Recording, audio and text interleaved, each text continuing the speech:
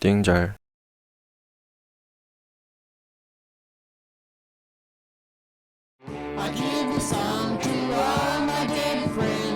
방사선과에서 근무하고 있는 한 여자가 있습니다. 숨 내쉬고. 그녀의 남자친구가 엑스레이를 찍으러 왔는데요. 얼씨구 지랄똥을 싸고 있네. 숨 참어. 엑스레이를 찍으면서 별 오두방정을 떨던 두 남녀는 점심시간입니다. 점심시간이 되어 직원들이 모두 밥을 먹으러 나가버리자 급기야 좋은 짓거리를 하기 시작해버리죠. 커플이 무아지경에 빠져있는 그 순간 뭐야, 누군가가 밖에서 엑스레이 촬영 버튼을 눌러버립니다. 그들의 화끈한 속이 낱낱이 찍혀버린 것이죠. 과연 이 병원에선 여기는 마리아 사랑병원이에요. 앞으로 무슨 일들이 벌어질까요? 아저씨 딱 걸렸어. 나와봐요. 바쁜 척 하지 말고 빨리 나와봐. 아저씨 내가 잡았어. 어? 세탁 골라서 하죠. 어? 이 종이 봐요. 여기서 나왔다고. 아니야. 우리가 드라이 맡기는 것도 아니고 물 세탁하는데 어떻게 이게 살아남아 종이가. 믿고 하는 건데 이러면 안 되지. 먹어. 안 먹어. 믿고 있던 세탁소에서 뒤통수 시게 후드려 맞은 이 여자 윤영은 병원에서 근무하고 있는 간호사입니다. 세탁을 맡긴 병원복을 찾은 뒤 돌아간 병원에서는 이미 대참사가 벌어져 있었는데요. 너 이거 누가 이랬는지 알아? 나 아닌데. 병원 사람들의 탐정놀이가 시작되었습니다. 찰칵 찍힌 스웩스레이의 사진이 병원 한복판에 대문짝만하게 걸려 있었고 엑스레이 버튼을 눌러 남의 사생활을 찍은 자에겐 관심도 없죠. 찍힌 게 누구인가 그것에만 관심을 보였어요. 사람들은 그 사진의 주인이 윤영일 것이라고 짐작하기 시작했죠. 여윤영. 내가 갈 곳이 없어서 그러는지 아나. 병원 천진데 내가 겁나서 그러는지 알아. 그녀를 안고 진기명기쇼 선보이며 자전거를 타고 가는 이 남자는 윤영의 남자친구 성원입니다. 성원과 윤영은 집에 가서 엑스레이 사진을 면밀히 살펴보는데 내 거 맞는 거 같아. 네 것도 맞는 거 같은데. 아무리 봐도 자기들께 맞는 것 같다는 녀석들. 우리 게 맞는 거 같아. 그건 너희 거가 아니야.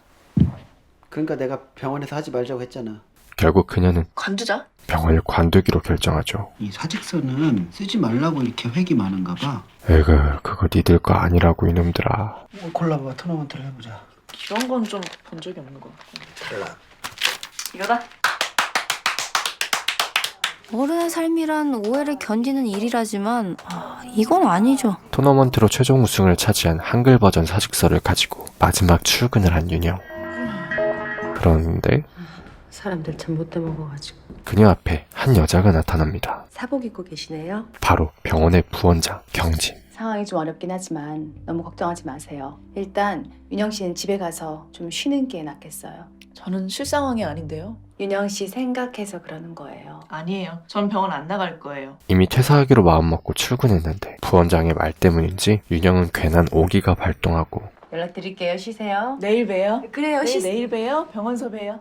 퇴사를 결정한 지 하루 만에 재입사를 하게 되는데요. 그렇게 다음날 바로 다시 출근을 시작한 윤영. 그런데 병원에서는 더욱더 이상한 일이 벌어집니다. 출근 시간이 한참 지났는데 기껏 마음먹고 출근했더니 사람들이 출근을 안 합니다. 이게 웬걸. 윤영 빼고는 병원 사람들이 아무도 출근을 하지 않았죠. 아니 이게 도대체 무슨 일이야? 네, 안녕하세요. 저 부원장 이경진이에요. 출근 안 하셔서 무슨 일 있으신 건지, 밥은 드시고 다니시는지, 네, 병원에는 왜 안 나오시는지 제가 좀 궁금해서요. 네, 저 간호사 여윤영입니다. 부원장은 윤영과 함께 병원 사람들에게 전화를 돌려보는데 죄다 몸살에 아프다는 기가 막힌 상황. 병원 사람들 모두 엑스레이실에서 사랑을 나눈 경험이 있었던 걸까요? 부원장은 생각합니다. 엑스레이실에서 섹스도 할 수 있고 뭐 그런 거지. 거짓말을 왜 해? 거짓말을 구라가 제일 싫어. 부원장님. 하지만 윤영의 생각은 조금 달랐어요. 부원장님 지금 다들 거짓말하고 있다고 생각하시는 거죠? 근데 진짜 아파서 못 나오는 걸 수도 있잖아. 만약 거짓말이 아니라 사람들이 진짜 아픈 거라면? 믿음 교육 어떠세요? 그 사람이 거짓말을 했는지 아닌지 우리가 두 눈으로 확인할 거예요. 이에 그들은 무작위로 뽑은 두 사람의 집을 찾아가 그들이 아프다는 것이 거짓말이 아니었다고 판명난다면 그 이후에는 어떤 상황이 와도 믿고 보는 믿음 교육에 돌입하게 되는데요. 우리 김진성 의사부터 찾아갈까요? 그렇게 첫 번째로 찾아간 의사의 집. 계세요? 입금은 스위스령으로 부탁해. 그런데 어라? 의사가 진짜로 쓰러져 있습니다. 선생님, 맞아요. 그는 진짜로 아팠던 것이었죠. 우리 이제 사람 믿기로 해요. 그녀들은 결국 앞으로 사람들을 의심하지 않기로 하고 그래요. 다음 사람한테는 가지 않는 게 좋겠어요. 두 번째 사람에게는 가지로 않기로 하네요. 그리고는 다시 병원으로 돌아오는데 한 남자가 배대지에 피를 쏟고 있습니다. 사과를 깎다가 사과를 깎다가 그렇게 됐다는 그의 몸속에서 나온 총알탄. 사과를 깎다가 다치셨. 제가 언제 그랬어요? 사슴을 잡다가라고 했죠. 우리 신고하는 게 좋지 않을까요? 우리 믿기로 했잖아요. 그를 믿느냐 아니면 신고를 하느냐. 다행인 게 지금은 못 깨어나요. 왜요? 제가 소염 주사 대신 수면 마취 주사를 땄거든요. 왜 수면 마취 주사를 놔요? 부원장님께서 못 믿는 지셔서요. 큰 충격과 깊은 혼란에 빠지고 말지만 그녀들은 이내 결정을 내리게 되죠. 총알을 본 순간 확신했어요. 의심이 발휘한 기지 부원장 이경진, 간호사 여윤영. 신고해서 범인을 잡았네요. 그치. 의심이 나쁜 것만은 아닌 것 같죠. 제겐 특별한 능력이 있어요. 그러던 어느 날 비상 병원의 한 환자가 지진이에요. 지금 당장 이 건물에서 대피해야 돼요. 곧 지진이 일어날 거라며 모두 대피하라고 합니다. 방금 메기가 이 바닥에 물이 튈 정도로 뛰어올랐다니까. 어항에서 키우고 있는 메기가 펄쩍 뛰어올랐는데 그건 곧 지진이 일어날 거란 징조라는 거죠. 처음엔 의심하지만 사람들은 일단 그를 믿고 모두 대피합니다. 지진 안 나면 어떡하지? 하지만 아무리 기다리고 또 기다려도 지진은커녕 아무 일도 일어나지 않았는데요. 아유, 그냥 병실에 있을 걸. 결국 사람들은 모두 병원으로 다시 돌아갑니다. 그리고 그날 대한민국에 지각 변동이 일어났어요. 전국에서는 지진 대신에 엄청난 싱크홀들이 생겨나 버리죠. 도대체 저런데 쓰레기를 버리는 심리는 뭘까요? 싱크홀이 생겨나자 성원은 신나서 춤을 추게 됩니다. 왜냐면 드디어 일자리가 생기게 되었거든요. 정부에서 골칫거리라고 부르는 이 현상이 청년들에게는 희망이 된 거죠. 이 재난 같은 상황이 누군가에겐 희망이 될 수도 있나 봅니다. 일자리를 얻고 싱크홀을 메꾸러 열심히 출근하던 성원은 형 안 가요? 어느 날 일을 하던 도중 나 반지 잃어버렸어. 윤영이 선물해준 반지를 잃어버려요. 아, 그 은하이라 백금인데. 윤영이한테 미안해 죽겠다. 계속 찾고 앉았어. 없구만. 같이 일하는 동생들은 귀찮고 짜증나지만 그래도 성원의 부탁에 반지 찾는 일을 도와주는데요. 계속 그냥 찾는 척이라도 해야지. 몰라. 나 좀 5분만 있다 갈 거야 이제. 반지? 아빠서 빼놨어. 물어보지도 않았는데 제발저린 도둑. 야, 다시 줬으면 가자.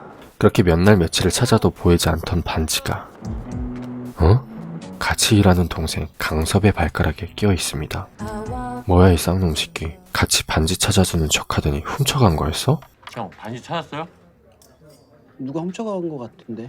개새끼 죽여버려. 성원은 일단 모르는 척하는데 형 오늘 반지도 찾겠네 그러면. 찾아야지. 도와줄 거지. 그래요. 형이 까라면 까, 새끼야. 얼씨구 놀고 있어. 너 말 좀 해주지. 그리고 잠시 후 뭐 지금 기억난 거야 그거? 강섭이 지갑을 잃어버립니다. 지갑을 좀 놓고 온 거 같아가지고. 일단은 알겠습니다. 예. 뭐 우리가 가져갔다는데. 성원은 강섭에게 얘기하죠. 지갑에 얼마 있었어? 12만 원이요. 형이 12만 원 줄 테니까 형한테 반지 팔래? 반지요? 너 끼고 다니는 거 있잖아. 반지 안 끼는데? 너 봤는데. 어색한 하루가 지나가고 강섭은 그제서야 성원에게 말을 꺼냅니다. 형, 아까 얘기한 12만 원 줘봐요. 이제서야 솔직하게 얘기하려나? 왜? 반지 팔게? 알았으니까 주세요. 돈 안 대 먹을 테니까 빨리 달라고. 뭘 잘했다고 적반하장인지 모르겠는 성원. 네 친구 왜 저러냐? 내가.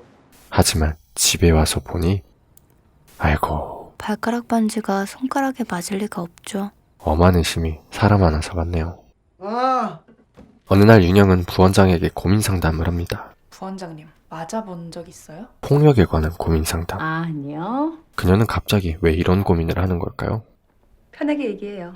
사실 얼마 전 윤영은 성원의 전 여자친구를 만나 그녀에게 충격적인 말을 듣게 됐어요. 윤영 씨도 성원한테 맞은 적 있죠? 아니요, 전 맞은 적 없는데요. 저는 맞은 적 있거든요. 바로 성원이 폭력을 휘둘렀다는 것. 나라면 성원 씨한테 직접 물어볼 것 같아요.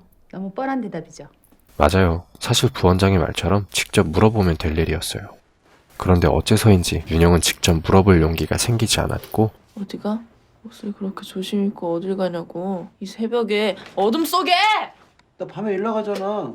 혼자서만 상상의 나래를 펼치며 그를 의심하기 시작했죠. 재개발이 결정되었습니다. 그러던 어느 날 동네가 재개발이 되는 바람에 윤영은 이사를 가야 하게 됐는데 성원 씨는 낮에 일이 없을 땐 윤영 씨가 지낼 방을 보러 다닙니다. 성원이는 윤영이를 대신해 윤영이가 이사갈 집을 발품 팔아 직접 알아봐주러 다녔습니다. 2천에 40까지 준다니까?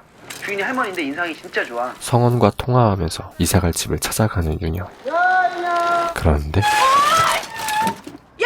예상치 못한 길로 들어서자 너 계단이라고 말을 해줘야지! 이대로 오다 구를 뻔했잖아! 글로 그런지 몰랐지? 윤영이의 의심은 걷잡을 수 없이 부풀어 오르게 돼요. 어떻게 죽이지?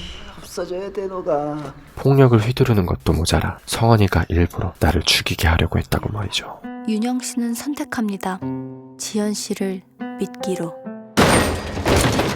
그의 자전거를 냅다 던져버리는 윤영. 계단에서 떨어뜨려서 죽이려고 했잖아. 소설을 써라 소설을. 진짜 아니라고. 믿음과 의심, 이것도 의심 아니야? 정신 차려 여윤영. 그 사이의 정답은 꺼져, 꼴 보기 싫으니까. 그래서 나갈게. 나 나가면 되지 뭐. 과연 무엇이었을까요? 나 맥북 그냥 가져가. 너 싱크홀 다 메꾸면 돈도 없는데.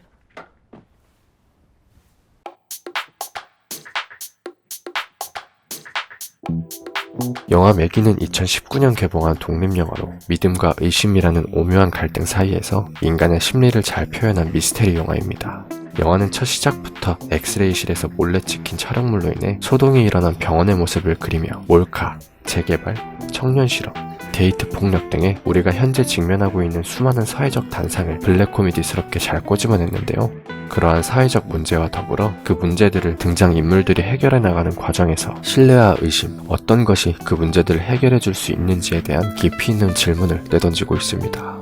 구덩이에 빠졌을 때 우리가 가장 먼저 해야 할 일은 구덩이를 키우는 일이 아니라 구덩이에서 얼른 빠져나오는 일이다. 영화에서는 이 메시지를 처음부터 끝까지 반복적으로 제시하고 있어요.